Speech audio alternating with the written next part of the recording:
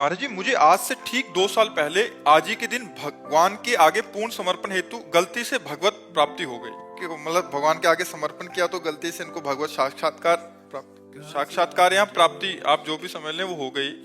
और ये तब हुआ जब आपकी एक रील देखी जिसमें कृष्णाय वासुदेवाय मंत्र के बारे में आपने बताया, इसका जाप करो और भारी तो से भारी। तुमने बड़ी आश्चर्य की। अरे बच्चा, क्या पूरा जीवन। चलो भाई, तुम भगवान कृपालु, कभी भी किसी के सामने आ सकते हैं। प्रणाम है बच्चा। तो क्या करे बच्चा, तुम्हें तो भगवत प्राप्ति हो गई, तुम तो पूर्ण हो गए। सवाल है नहीं, सवाल नहीं रहता। भगवत प्राप्ति के बाद सवाल नहीं रहता। ब्रह्म भूता प्रसन्नात्मान सोचति न कांक्षति समाः सर्वेषु भूतेषु मद भक्तिम लभते पराम। जिसे ब्रह्म की अनुभूति, परमात्मा की अनुभूति हो जाती है, उसके अंदर कोई प्रश्न नहीं रहता, कोई चाह नहीं रहती, कोई भय नहीं रहता, कोई चिंता नहीं रहती, कोई शोक नहीं रहता। इसीलिए तो हंस दिए। एक आए थे और उनका हमको भगवान का साक्षात्कार हो गया। बता क्यों रहे भाई? ये बताने की बात है क्या? बोले कोई मानते नहीं कि हमको भगवान का साक्षात्कार। अभी उसकी दृष्टि में कोई मानता ही नहीं। यही दृष्टि बता रही कि तू अज्ञानी है, तेरे को भगवत प्राप्ति नहीं हुई। जिसे भगवत प्राप्ति होती है वो छपवाता थोड़ी घूमता है कि मेरे को भगवत प्राप्ति हो गई। क्या भगवत प्राप्ति? महाराज जी, उसके बाद क्या हुआ? 2 महीने बहुत अच्छा चला, सब कुछ सब अच्छा चला। अरे बच्चा, बकवास है। 2 महीने चला, फिर क्या? एक बार जिसे भगवत साक्षात्कार हो जाता, तुम्हें पता ले भगवत प्राप्ति किसे कहते हैं। एक बार जिसे भगवत प्राप्ति हो जाती, दोबारा संसार उसकी दृष्टि में नहीं आता। वही वो छाया रहता। पी मूरत नैनन बसे तेहि रस रहाय समाय, ये लक्षण सुन प्रेम के और न कछु सुहाय, और न कछु सुहाय। फिरे अपने मद मातो कुटुम देह ते जाए, छूट सब ही विधि नातो।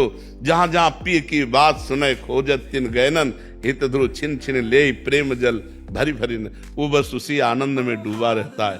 जो आनंद सिंधु भगवान का एक बार साक्षात्कार कर ले, वो उसी आनंद में रूप छके घूमत। भगवत प्राप्ति होती क्या आखिर? मतलब क्या भगवत प्राप्ति? मतलब भगवान का साक्षात्कार जैसे हम आप देख रहे हैं वैसा? हाँ। और एक होता तत्वबोध जो अंदर से होता है, और ये भगवत साक्षात्कार ऐसे होता है। एक बार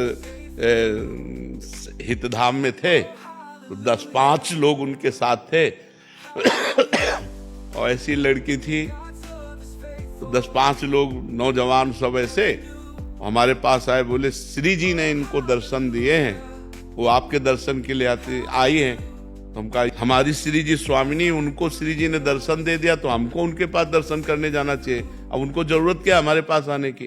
पर चलो बुलाओ। अब वो तो मार माला पहने और सब लोग वो वैसे सब ड्रामा बनाए हुए थे।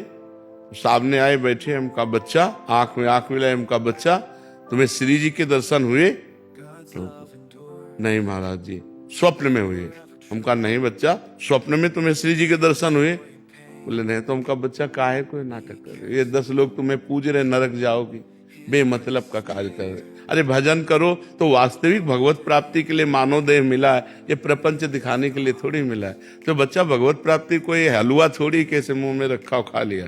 नहीं महाराज जी, गलती है तो उसके बाद किसी की इज्जत को बचाने के लिए संकल्प लिया और अपना भजन बल नष्ट कर दिया। उसके बाद से वो अरे चलो हाँ चलो, मान गए भगवत प्राप्ति हुई। तुम नाम जप करो और पवित्र आचरण से रहो, अच्छी बच्ची बन करके रहो, तो आज नहीं तो कल प्राप्त हो ही जाएंगे। भगवान प्राप्त होने के लिए तो हमें मानव देह मिला, लेकिन इसे भगवत प्राप्ति नहीं कहते। तुम्हारी जो संकल्प से जो भजन बल नष्ट हो, नाम जप करो, नाम जप करो, नाम जप करो, सब छोड़ो। खूब राधा राधा नाम जप करो। चरित्रता की पवित्रता रखो।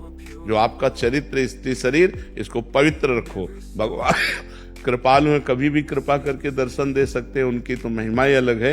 इसलिए नाम जप करो। ये अब किसी से मत कहना मुझे भगवत प्राप्ति हो गई। जब भी आपने बोला वो तत्व बोध था, मेरे ख्याल से वो वही था। मतलब जिनको पता नहीं लग रहा कि गलती से हुआ था ना।